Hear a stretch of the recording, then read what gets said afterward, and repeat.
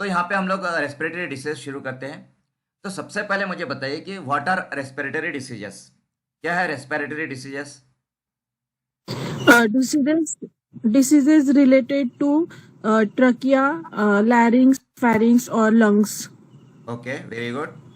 तो respiratory system related या airways related जो डिसीजेस होते हैं, those are the respiratory diseases. तो आप रेस्पिरेटरी डिसीज के कुछ एग्जांपल्स बता सकते हो? एग्जांपल्स बताइए respiratory disease. COPD, asthma. Okay, COPD है। COPD, asthma. यस, सीओपीडी है, अस्थमा है, एंड और कुछ? ट्यूबरकुलोसिस। ट्यूबरकुलोसिस कौन सा डिसीज है?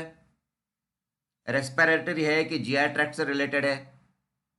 किससे रिलेटेड है tuberculosis? Yes, affects to lungs. Yes, it can affect lungs.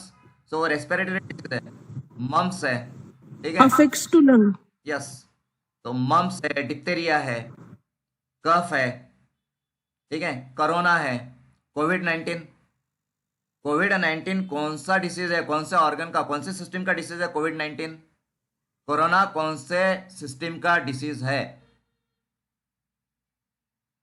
Yes, pneumonia भी है। ओके, तो चलिए हम लोग रेस्पिरेटरी डिसीजेस शुरू करते हैं। सो रेस्पिरेटरी डिसीजेस को अगर हमें समझना है तो सबसे पहले हमें रेस्पिरेटरी सिस्टम को समझना पड़ेगा। तो बताइए मुझे, what are the parts of respiratory system? Respiratory system के पार्ट्स क्या है, कौन से हैं? तो देखिए, रेस्पिरेटरी सिस्टम के पार्ट्स क्या? पार्ट्स ऑफ रेस्पिरेटरी सिस्टम में जैसे नेजल कैविटी आता है, फेरिंग्स है, लैरिंग्स है, ट्रकिया है, ब्रोंकियल ट्यूब्स है, ब्रोंकाई है, ब्रोंक्यूल्स एंड एयर सैक्स मतलब alveoli. Okay, you can see here what are the parts of respiratory system. So parts of respiratory system are nasal cavity, pharynx, larynx, trachea, bronchial tubes, bronchioles and bronchioles के बाद में alveoli. These are the parts of respiratory system. तो अगर ये respiratory system में जो भी parts है, these parts are known as airways. इन्हें commonly क्या कहा जाता है? Airways. Okay. तो ये एयरवेज में या ये जो रेस्पिरेटरी सिस्टम के पार्ट्स है, इसमें से यदि किसी भी पार्ट से रिलेटेड कोई डिसीज होता है, कोई प्रॉब्लम होता है, तो that is respiratory disease. So respiratory disease के कई सारे एग्जांपल्स है, जैसे आपने निमोनिया बताया, ट्यूबरकुलोसिस है, अस्थमा है, सीओपीडी है। So there are many disease, but आपके सिलेबस में फार्माकोथेरेपेटिक्स में हमें यहाँ पे दो डिसीज का स्टडी करना है। First one is asthma and second one is COPD. So now मुझे बताइए कि जो रेस्पिरेटरी सिस्टम है उसका फंक्शन क्या है? What is the main function of respiratory system का क्या फंक्शन है? So breathe in and breathe out. हाँ, breathing in and breathe out. तो breathe in and breathe out, so that is the breathing. Okay, तो respiratory system का सबसे main function है, सबसे इंपॉर्टेंट फंक्शन है exchange of gases between the blood and the external environment.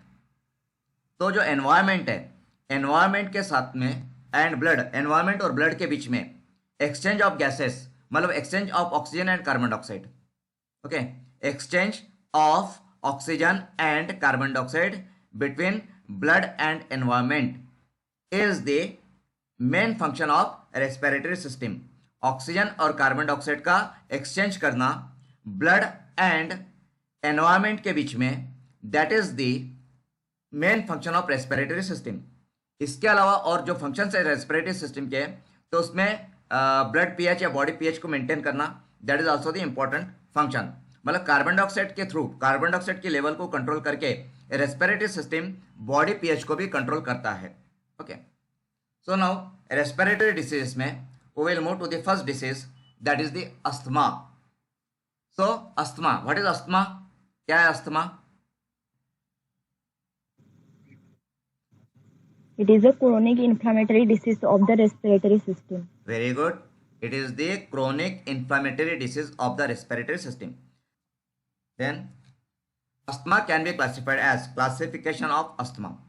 So allergic asthma, non-allergic asthma with obesity, late onset asthma, that is also known as adult onset asthma, then asthma with fixed airflow limitation.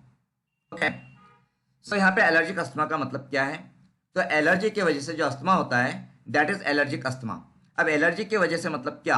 तो जो allergens होते हैं, allergens में जैसे dust particles है, food particles है, dust मतलब might है, तो इसके वजह से जब एलर्जी होती है और एलर्जी में क्या होता है, तो इम्यूनोग्लोबुलिन ई एक्टिवेट होता है। तो एलर्जिक अस्थमा में एलर्जेंस की वजह से इम्यूनोग्लोबुलिन ई एक्टिवेट होता है और उसके वजह से जो इन्फ्लामेटरी मेडिएटर्स है, इन्फ्लामेटरी मेडिएटर्स लाइक प्रोस्टाग्लैंडिन्स है, ल्यूकोट्राइन्स है, हिस्टामिन है, तो हिस्टामिन, ल्यूकोट्राइन्स, प्रोस्टाग्लैंडिन्स, ये जो मेडिएटर्स है इन्फ्लामेशन के, ये मेडिएटर्स रिलीज होते हैं और ये मेडिएटर्स रिलीज होने की वजह से फिर इन्फ्लामेशन होता है। इन्फ्लामेशन के वजह से जो एयरवेज है, तो एयरवेज का नैरो हो जाते हैं और एयरवेज नैरो होते हैं तो जो ब्रीदिंग के समय जो एयर अंदर जानी चाहिए लंग्स में, वो कम क्वांटिटी में जाती है और जिसकी वजह से लंग्स को या रेस्पिरेटरी सिस्टम को एक्स्ट्रा एफर्ट्स करने पड़ते हैं ज़्यादा से ज़्यादा एयर को अंदर लेने के लिए। एंड उसके वजह से फिर जो अस्थमा के सिम्टम्स हैं, जैसे बहुत ज़्यादा खांसी आना, कफ होना, ठीक है, तो इस तरह के सिम्टम्स फिर दिखाई देते हैं। सो एलर्जिक अस्थमा, तो allergic asthma is mediated by immunoglobulin E, ये आपको याद रखना है। Then late onset asthma, late onset asthma also known as adult onset asthma. अब देखिए कि अस्थमा जो होता है वो नॉर्मली चाइल्डहुड में होता है। ओके, अस्थमा ये नॉर्मली मोस्टली चाइल्डहुड में, बचपन में होता है। जैसे एज बढ़ते जाती है तो अस्थमा क्योर होने लगता है, बट कुछ समय कुछ लोगों में, कुछ पर्सन्स में एडल्ट एज में भी अस्थमा हो जाता है। ओके, एडल्ट एज में अस्थमा हो जाता है या एडल्ट एज में अस्थमा के सिम्टम्स आ जाते हैं। तो जब भी अस्थमा जो है अगर एडल्ट एज में होता है, यदि एडल्ट एज में अस्थमा प्रेजेंट रहता है तो that is known as late onset asthma और एडल्ट ऑनसेट अस्थमा। तो यहाँ पे भी आपको एमसीक्यू पूछा जा सकता है। क्या एमसीक्यू बनता है यहाँ पे? तो एडल्ट एज में यदि अस्थमा प्रेजेंट है तो it is known as asthma present in adult age is known as option A late onset asthma, option B non allergic asthma, option C asthma with fixed air flow limitation and option D none of the above. इस तरह का option यहाँ पे पूछा जा सकता है, इस तरह का एमसीक्यू आ सकता है। Then asthma with fixed air flow limitation, fixed air flow limitation, अब इसका मतलब क्या है? तो यहाँ पे जो रेस्पिरेटरी ट्रैक्ट है उसका, जैसे पर्टिकुलरली ट्रकिया है, ब्रोंका है, ब्रोंक्यूल्स है, तो ये जो ट्यूब्स होती है, ये ट्यूब्स की जो वॉल होती है, wall of the trachea, wall of the ब्रोंका, wall of the bronchioles, तो ये वॉल्स में रीमॉडलिंग हो जाता है। रीमॉडलिंग, रीमॉडलिंग होना मतलब ये जो वॉल होती है इनकी, उसका शेप चेंज हो जाता है। Wall of the trachea, wall of the ब्रोंका, इनका जो शेप होता है वो चेंज हो जाता है और उसमें जो उसकी जो फ्लेक्सिबिलिटी रहती है, इलास्टिसिटी जो होती है, वो इलास्टिसिटी नहीं रहती है, वो प्लास्टिक टाइप हो जाते हैं, इलास्टिसिटी खत्म हो जाती है। तो जब भी वॉल की, मतलब जो ट्रकियल वॉल है, ब्रोंकियल वॉल है, उसकी इलास्टिसिटी यदि खत्म हो जाती है, प्लास्टिसिटी उसमें आ जाती है, उसका शेप चेंज होता है वॉल का, रीमॉडलिंग हो जाता है। जो डेफिनेशन दिया गया उसमें रीमॉडलिंग ये वर्ड है, बुक में आप देखोगे तो रीमॉडलिंग वर्ड कई जगह पे आया है। इटियोपैथोजेनेसिस ऑफ अस्थमा में भी रीमॉडलिंग वर्ड कई जगह पे आया है। तो रीमॉडलिंग होना, तो रीमॉडलिंग का मतलब होता है शेप चेंज हो जाना, इलास्टिसिटी खत्म हो जाना, मतलब जो कॉन्ट्रैक्शन एंड रिलैक्सेशन की प्रॉपर्टी है वो प्रॉपर्टी खत्म हो जाती है। तो यहाँ पे ये जो अस्थमा होता है, asthma with fixed air flow limitation, तो यहाँ पे प्लास्टिसिटी की वजह से परमानेंटली चेंज हो जाता है। जो एयर फ्लो है, मतलब जो एयरवेज है, एयरवेज में परमानेंट चेंजेस हो जाते हैं। ओके, एयरवेज में परमानेंट चेंजेस होते हैं, सो इट इज इरिवर्सिबल। अगर आप एलर्जिक अस्थमा की बात करते हो, नॉन एलर्जिक अस्थमा की बात करते हो, तो ये रिवर्सिबल है। अस्थमा विथ ओबेसिटी, यदि आप वेट कम कर दो तो वेट कम करने से भी ये रिवर्सिबल हो जाएगा, ये नॉर्मल हो जाएगा। लेट ऑनसेट अस्थमा, ये भी क्योर होने के चांसेस है, ठीक है, अपने आप क्योर हो सकता है। But asthma with fixed air flow limitation, तो यहाँ पे रीमॉडलिंग हो जाता है, आपका जो रेस्पिरेटरी ट्रैक्ट है उसमें चेंजेस हो जाते हैं परमानेंटली, सो ये इरिवर्सिबल है। तो यहाँ पे जो 5 टाइप्स दिए अस्थमा के, उसमें से इरिवर्सिबल टाइप कौन सा है? आपको एमसीक्यू में पूछा जा सकता है। कि which one of the following is the irreversible type of asthma. तो ये 5 में से irreversible type of asthma is asthma with fixed air flow limitation, so that you should know, आपको ये ध्यान में रखना है। ओके, देन नेक्स्ट चलते हैं हम लोग, trigger factors for asthma include. Trigger factor, trigger factor का मतलब क्या है? तो जिन लोगों को अस्थमा हो चुका है या जिन लोगों को अस्थमेटिक अटैक आते हैं, तो ऐसे कौन से फैक्टर्स है, ऐसे कौन से कारण है जिसके वजह से अस्थमेटिक अटैक आ सकता है। ओके, तो इसमें first is allergen exposure. Allergen exposure, so allergy to feathers, animal dander, dust mites, moulds. सो जिसको भी एलर्जी होती है या जिन किसी को भी बचपन में एलर्जी हुई होगी, जैसे एक्जिमा होगा या और किसी चीज की एलर्जी रही होगी, तो एलर्जी की वजह से अस्थमेटिक अटैक आ सकता है। So allergens are the major factor और major trigger factor for asthmatic attack. Okay, कई लोगों को धूल की एलर्जी होती है, तो धूल की वजह से, डस्ट की वजह से अस्थमेटिक अटैक आ जाते हैं। Okay, so first and most important trigger factor for asthma is allergens. Okay, then second one is childhood infections, then drugs जैसे कि NSAID and beta blocker drugs. NSAID की वजह से या बीटा ब्लॉकर ड्रग की वजह से भी अस्थमेटिक अटैक हो सकता है, आ सकता है। सो NSAID की वजह से या बीटा ब्लॉकर की वजह से अस्थमेटिक अटैक क्यों हो सकता है? So what is NSAID? क्या है NSAID, बताइए। Non-steroidal anti-inflammatory drugs. Very good, NSAID non steroidal anti inflammatory drug. तो इसके फुल फॉर्म पे MCQ पूछा जा सकता है। NSAID स्टैंड्स फॉर और full form of NSAID is, ठीक है। अभी NSAID का यूज बताइए मुझे, क्या इफेक्ट्स है NSAID के या थेरेप्यूटिक यूजेस क्या है उसके? What are the therapeutic uses of NSAID? Anti-inflammatory. Yes, those are the anti inflammatory. Anti inflammatory के साथ में those are antipyretic and analgesic also. So NSAID जो है वो एनाल्जेसिक है, एंटी पायरेटिक है एंड एंटी इन्फ्लामेटरी है। Okay, analgesic means, analgesic का क्या मतलब है? To relieve the pain. Yes, to relieve pain. And antipyretic? To decrease it. To reduce body temperature.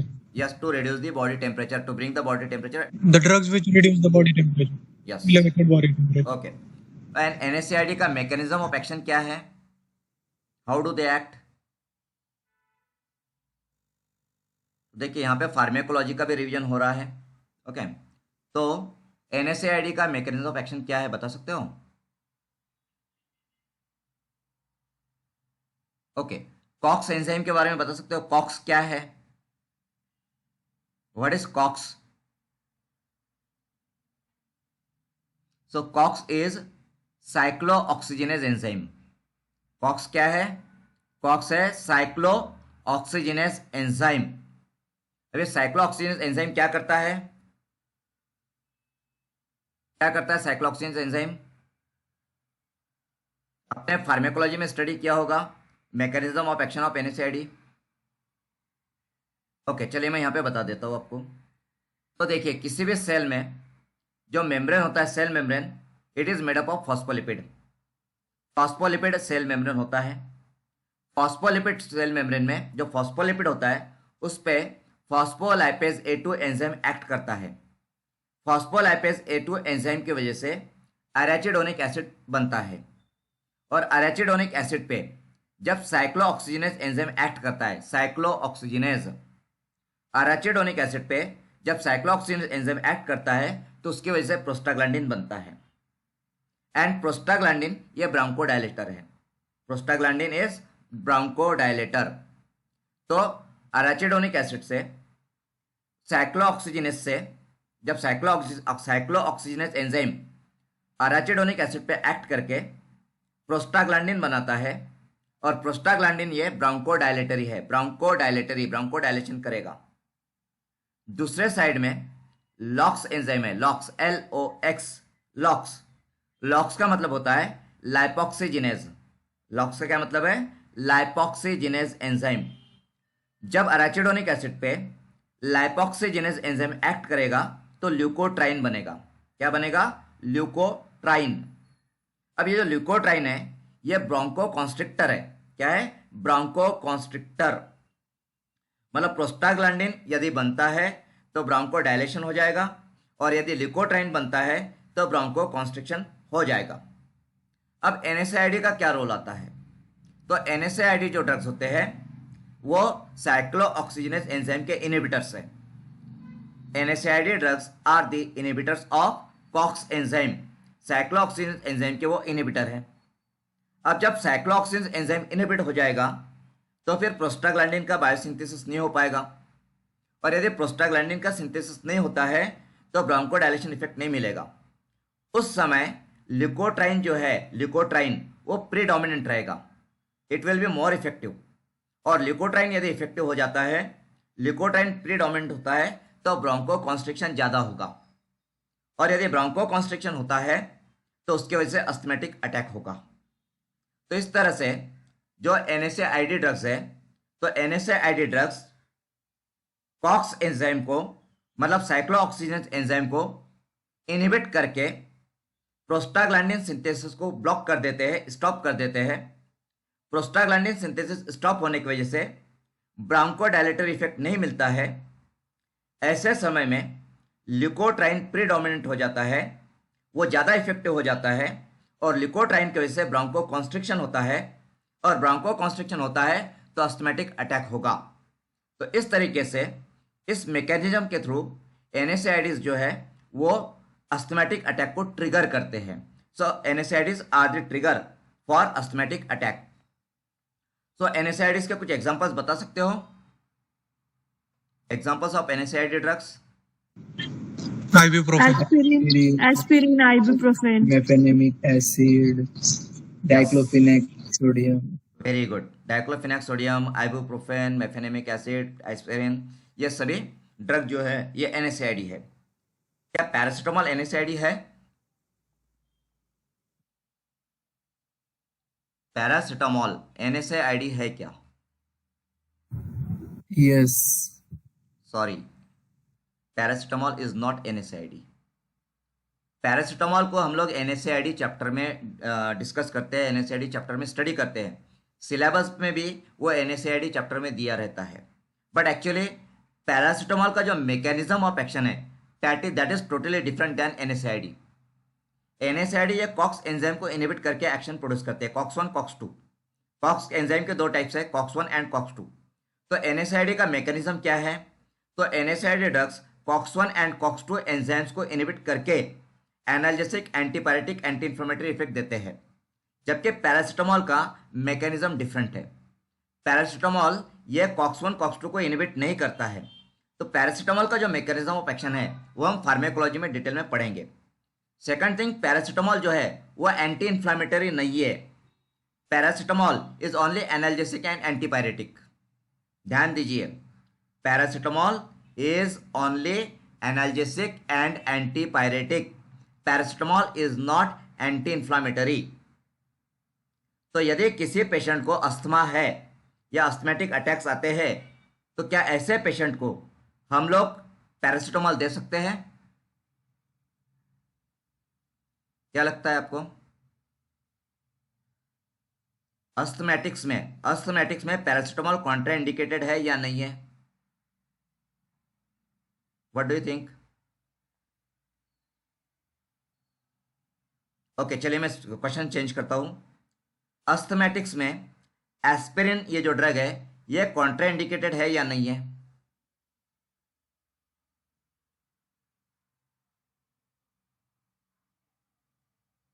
Okay, मैं फिर से क्वेश्चन चेंज करता हूं। अस्थमैटिक्स में एनएसएआईडी ड्रग कॉन्ट्राइंडिकेटेड है या नहीं है?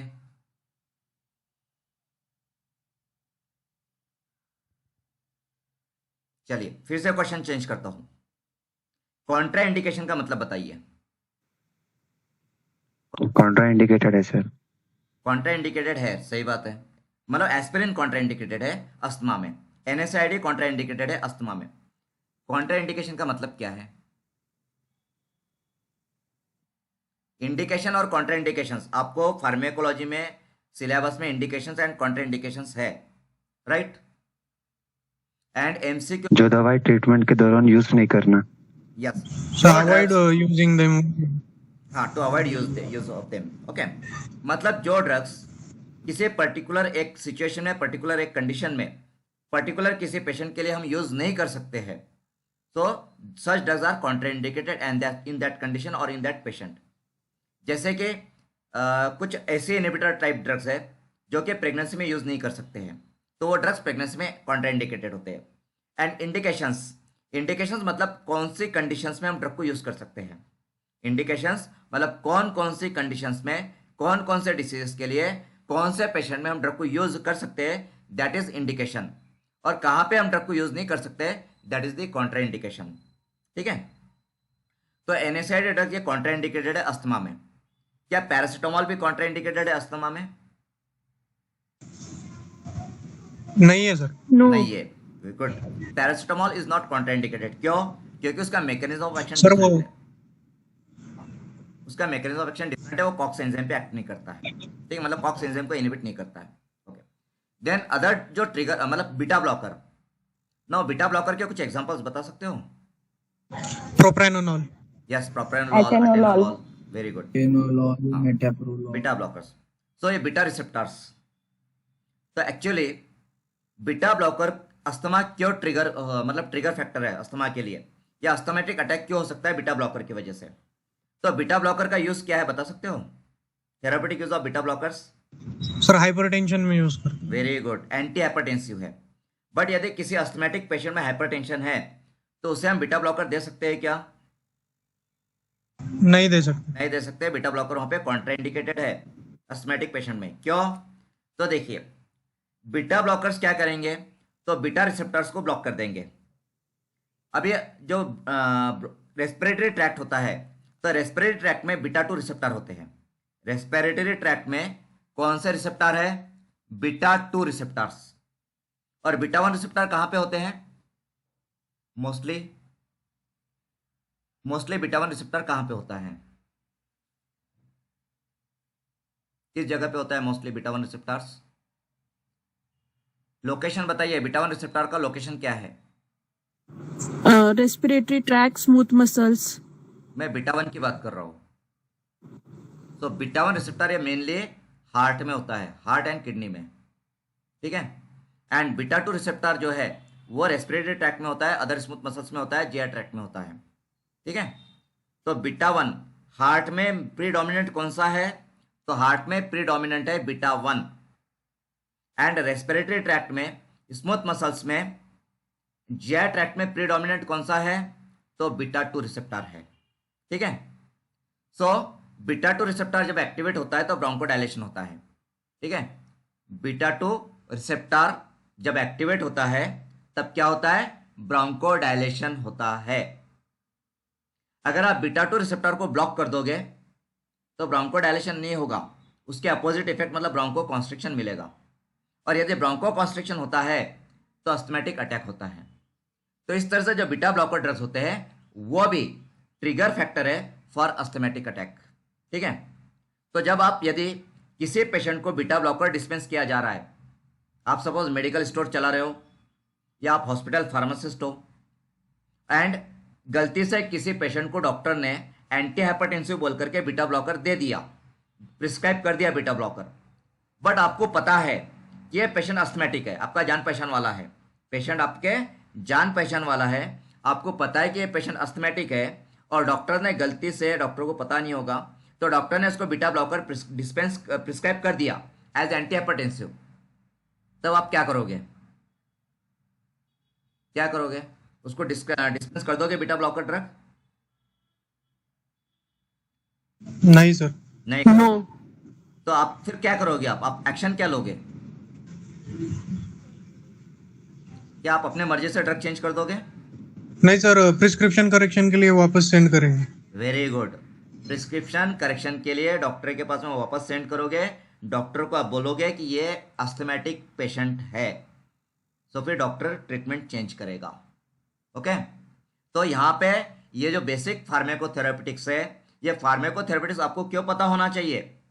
तो आपके प्रोफेशन में, आपके करियर में, आप चाहे हॉस्पिटल फार्मासिस्ट हो, मेडिकल में आप खुद का मेडिकल हो, तब आपको ये नॉलेज की जरूरत पड़ेगी। Okay, drugs for treating asthma.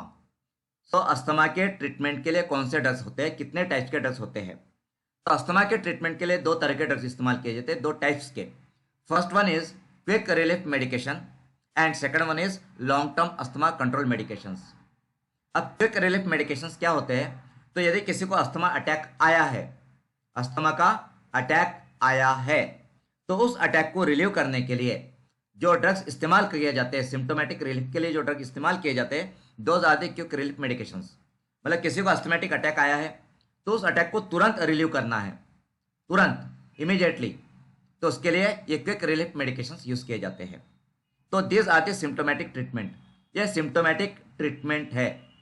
Then long term asthma control medications, long term, तो ये प्रोफिलैक्टिक ट्रीटमेंट है। प्रोफिलैक्टिक मतलब प्रिवेंशन, तो अस्थमेटिक अटैक आना नहीं चाहिए, उसके लिए जो ट्रीटमेंट दी जाती है दैट इज प्रिवेंटिव ट्रीटमेंट या prophylactic treatment.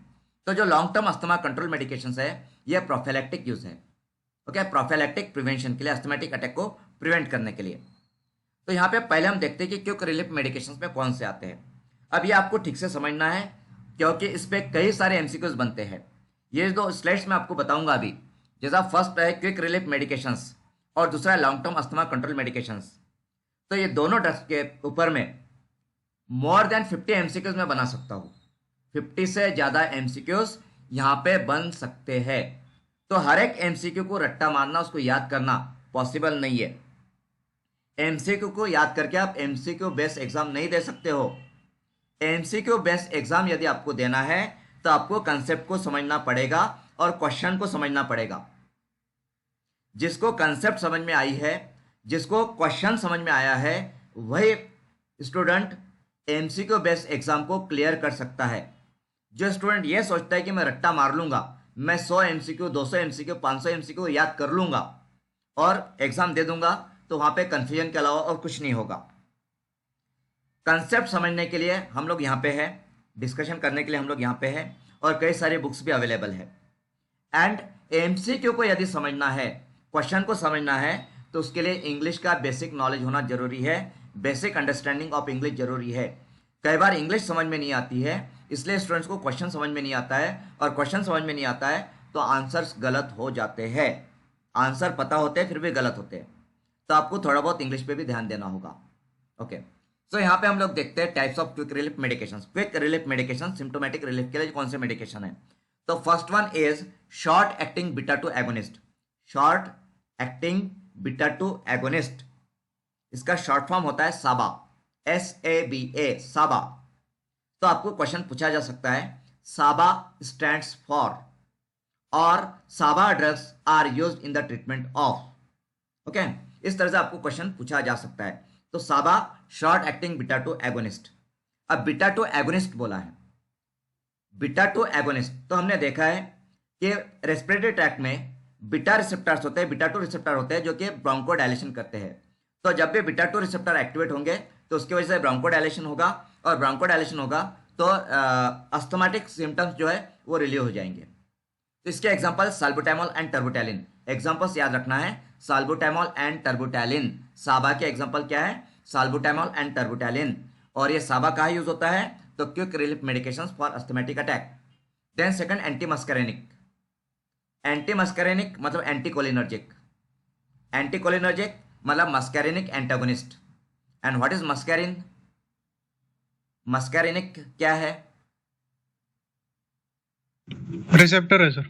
Yes, muscarinic receptors है। किसके रिसेप्टर्स है?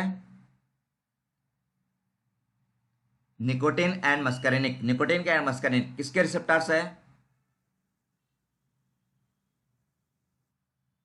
So these are the receptors of acetylcholine, cholinergic system, parasympathetic nervous system। Parasympathetic nervous system का मेन न्यूरोट्रांसमीटर कौन सा है? तो एसिटाइलकोलिन। और एसिटाइलकोलिन के रिसेप्टर्स कौन से हैं? तो मस्करेनिक एंड निकोटिनिक।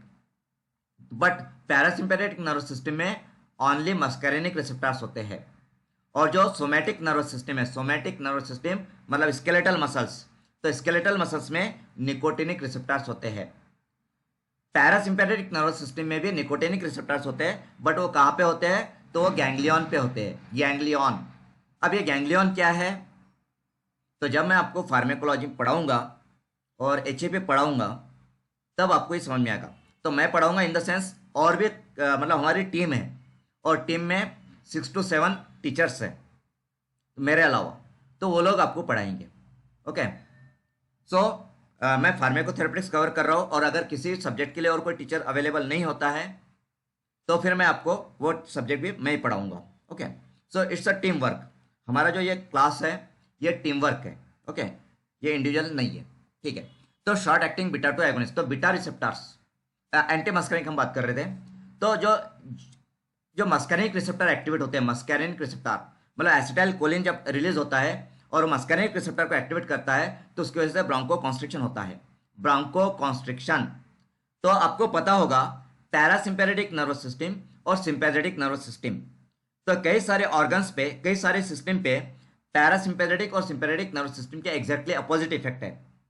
जब पैरासिम्पैथेटिक नर्वस सिस्टम एक्टिवेट होती है मतलब मस्करिनिक रिसेप्टर एक्टिवेट होते हैं तब ब्रोंको कॉन्स्ट्रिक्शन होता है, और जब सिंपैथेटिक नर्वस सिस्टम एक्टिवेट होती है मतलब एड्रेनालिन नॉर एड्रेनालिन रिलीज होता है तब बीटा 2 रिसेप्टर एक्टिवेट होते हैं और ब्रोंको डायलेशन होता है। इसीलिए यहाँ पे हम बीटा 2 एगोनिस्ट इस्तेमाल करते हैं और एंटी मस्करिनिक मतलब मस्करिनिक रिसेप्टर एंटागोनिस्ट यूज करते हैं। तो यहाँ पे एंटी मस्करिनिक एजेंट का कोई एग्जांपल, कॉमन एग्जांपल आपको पता है क्या? Do you know any anti muscarinic agent जो कॉमन है, बहुत कॉमन है और आप सभी ने पढ़ा है उसके बारे में, एंड इट्स वेरी इंपॉर्टेंट। क्या है वो, बता सकते हो? Atropine. Very good, atropine. So anti muscarinic agent में जो प्रोटोटाइप ड्रग है, प्रोटोटाइप मतलब main drug, that is atropine. Okay, and यहाँ पे जो एग्जांपल्स है क्विक रिलीफ मेडिकेशन में एंटी मस्करिनिक में, that is ipratropium and tiotropium. तो ये भी नाम आपको याद रखना है, ये एग्जांपल्स याद रखना है। और एंटी मस्करिनिक एजेंट जो है ये क्विक रिलीफ मेडिकेशन है, ये याद रखना है। आपको ये भी याद रखना है कि जो साबा ड्रग है और एंटी मस्करिनिक ड्रग्स है इनका रूट ऑफ एडमिनिस्ट्रेशन है इनहेलेशन। ये इनहेलेशन, इनहेलर से ये ड्रग्स एडमिनिस्टर किए जाते हैं थ्रू इनहेलर, तो आपको इनका रूट ऑफ एडमिनिस्ट्रेशन भी पता होना चाहिए। देन नेक्स्ट है सिस्टमिक कॉर्टिकोस्टेरॉइड्स। सिस्टमिक, अब जो साबा और एंटी मस्करिनिक थे ये इनहेलर थे, इनहेलेशन के थ्रू। ये सिस्टमिक है, सिस्टमिक है मतलब इसका जो रूट ऑफ एडमिनिस्ट्रेशन रहेगा दैट इज ओरल एंड पैरेंटरल। तो कॉर्टिकोस्टेरॉइड ड्रग्स ये ओरली एंड पैरेंटरली दिए जाएंगे। ओके, एंड दिस ड्रग्स, इसके एग्जांपल्स है प्रेडनिसोन एंड मिथाइलप्रेडनिसोन। बट ये ड्रग्स रेयरली दिए जाते हैं क्योंकि इनके साइड इफेक्ट्स, एडवर्स इफेक्ट्स बहुत ज़्यादा है। देन इंट्रावेनस झैंथिन, झैंथिन ड्रग, तो झैंथिन में अमाइनोफाइलिन है, अमाइनोफैलिन। झैंथिन मतलब जो कैफिन है, थियोफाइलिन है, वो भी झैंथिन ड्रग है। बट ये जो झैंथिन ड्रग है अमाइनोफाइलिन, इसका रूट ऑफ एडमिशन क्या है, तो इंट्रा आईवी, ये आईवी से दिया जाता है। तो यहाँ पे ये जो स्लाइड है, जो types of quick relief medications है, इस पे कई सारे एमसीक्यूज बनते हैं। ये सभी एग्जांपल्स आपको याद रखने हैं। नाउ नेक्स्ट जो है long term asthma control medications. तो long term asthma control medications मतलब प्रिवेंशन के लिए प्रोफिलैक्टिकली। तो इसमें फर्स्ट है इनहेल कॉर्टिकोस्टेरॉइड्स। क्या है इनहेल कॉर्टिकोस्टेरॉइड्स? इसके पहले क्या था, तो सिस्टमिक कॉर्टिकोस्टेरॉइड्स था। क्या था? सिस्टमिक कॉर्टिकोस्टेरॉइड्स था क्विक रिलीफ मेडिकेशन में। और प्रिवेंटिव मेडिकेशन में क्या है, इनहेल कॉर्टिकोस्टेरॉइड्स। तो देखिए रूट ऑफ एडमिशन चेंज हो गया है, क्विक रिलीफ में सिस्टमिक एंड लॉन्ग टर्म के लिए इनहेल्ड। अब क्विक रिलीफ के एग्जांपल कौन से थे, तो क्विक रिलीफ के एग्जांपल्स थे प्रेडनिसोन एंड मिथाइल प्रेडनिसोन। तो यहाँ पे लॉन्ग टर्म के लिए एग्जांपल्स क्या है, फ्लूटिकासोन एंड बुडिसेनॉइड। तो यहाँ पे कंफ्यूज नहीं होना है, there should not be any confusion, properly इसको याद रखना है। Then long acting beta 2 agonist, long acting LABA, LABA. इसके पहले हमने साबा देखा, साबा शॉर्ट एक्टिंग, ये लाबा है, लॉन्ग एक्टिंग है। ये प्रिवेंटिव है, प्रोफिलैक्टिक है, वो क्विक रिलीफ था। इसका एग्जांपल है साल्मेटेरॉल एंड फॉर्मोटेरॉल। लाबा का एग्जांपल क्या है, साल्मेटेरॉल एंड फॉर्मोटेरॉल। तो साबा का एग्जांपल क्या था, salbutamol and terbutaline. Okay, so ये एग्जांपल्स याद रखने हैं। Then leukotriene inhibitors. अब ये ल्यूकोट्राइन क्या होता है, तो ये हम लोगों ने पहले डिस्कस किया है जब NSAID का मैकेनिज्म ऑफ एक्शन आपको बताया, उसी समय ल्यूकोट्राइन के बारे में मैंने आपको बताया। और ल्यूकोट्राइन ये ब्रोंको कॉन्स्ट्रिक्शन प्रोड्यूस करता है। तो ये ल्यूकोट्राइन इनहिबिटर्स, तो ल्यूकोट्राइन इनहिबिटर्स के एग्जांपल है मॉन्टेलुकास्ट एंड जफिरलुकास्ट। ओके, देन झैंथिन, तो यहाँ पे जो झैंथिन है इसका एग्जांपल है थियोफाइलिन। क्विक रिलीफ में हमने कौन सा झैंथिन देखा, तो क्विक हमने अमाइनोफाइलिन देखा, अमाइनोफाइलिन, और यहाँ पे कौन सा झैंथिन है, थियोफाइलिन है। तो यहाँ पे आपको ये एग्जांपल्स याद रखने हैं और कौन सा ड्रग या कौन सी कैटेगरी क्विक रिलीफ है और कौन सी कैटेगरी प्रिवेंटिव प्रोफिलैक्टिक है, ये आपको याद रखना है। इस पे कई सारे एमसीक्यूज आते हैं। नाउ यहाँ पे हमारा ये जो है अस्थमा, ये यहाँ पे कंप्लीट होता है। Next disease is COPD. तो इस सीओपीडी को हम लोग कल डिस्कस करेंगे, ठीक है। अब हम लोग शिफ्ट होते हैं एमसीक्यू के ऊपर में।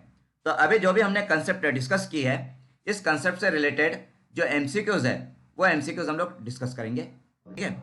ओके, सो यहाँ पे first question is identify the chronic inflammatory disease among the following. First option diabetes mellitus, second option asthma, third option cancer and fourth one is myasthenia gravis. So Second, asthma. asthma, option B asthma is the correct answer. Asthma is the chronic inflammatory disease. और diabetes mellitus क्या है? metabolic disorder, yes, and reason cause? Insulin. Yes, insulin deficiency और resistance to insulin action, ठीक है। और ये myasthenia gravis क्या है? What is it?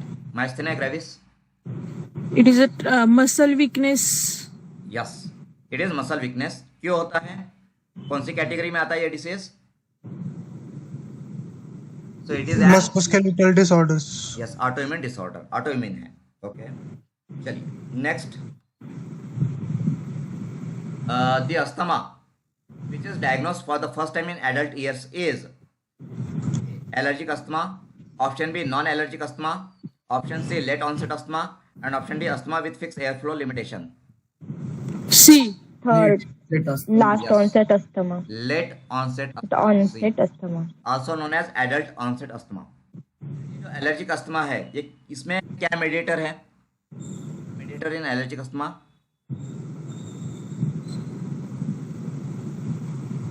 तो immunoglobulin E, IgE is the mediator.